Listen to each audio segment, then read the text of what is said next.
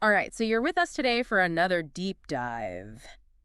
And we are going deep, very deep this Oh, time, yeah, we're going really deep today. into My Dad Wrote a Porno. You know, that podcast phenomenon. We're trying to unpack that. Well, you've brought some descriptions along to help us with that. We're going to figure out why this unusual idea was so successful. Well, here's the basic idea.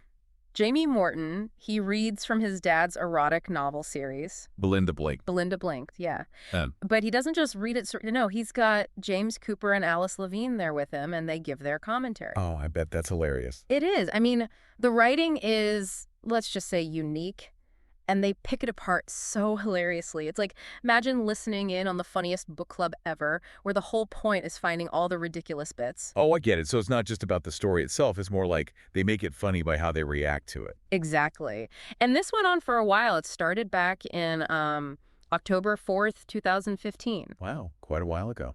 Yeah, and it ran all the way to December 12th, 2022. 6 seasons.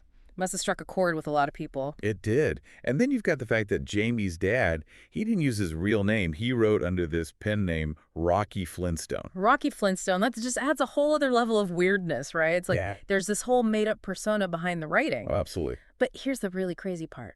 This podcast, it racked up more than 430 million downloads by the time it ended. 430 million. That's not just some niche thing. That's like a global phenomenon. Yeah, that's a huge audience. It wasn't just a passing fad. It really grabbed people's attention. And it wasn't just the podcast either. It spawned these live shows. Oh, wow. I can only imagine what those were like. Must have been something.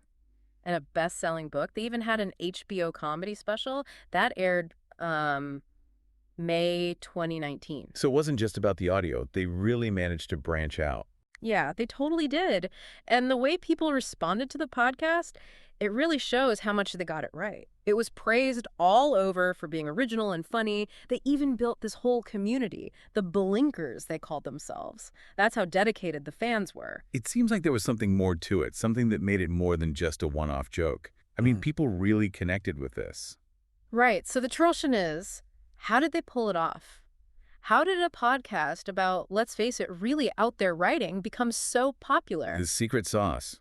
I think it was the chemistry between the hosts. I mean, they were genuinely funny. They took this kind of awkward, cringy material and somehow made it totally hilarious. Yeah. They were so good at it. Totally. I mean, how many times have you read something and thought, oh my God, this is so bad, it's good? Mm. Well, they took that feeling and turned it into a shared experience. Right, and they put it into words. Right. It's like we all get a laugh out of awkward things, but they kind of gave us permission to laugh at this specific awkward thing together, like a shared inside joke. Yeah. And people loved it. So, to sum it all up, My Dad Wrote a Porno, this totally unique comedy podcast where Jamie Morton reads his dad's, shall we say, creative writing.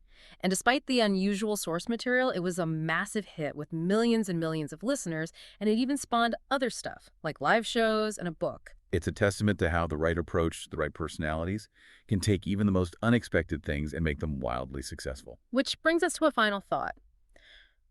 What other things out there, maybe even things that seem kind of bad or niche, have managed to find a huge audience? Is it all about the execution? Is it the personalities involved? What do you think? It's a good question to consider. That's all the time we have for today. Until next time. Yeah.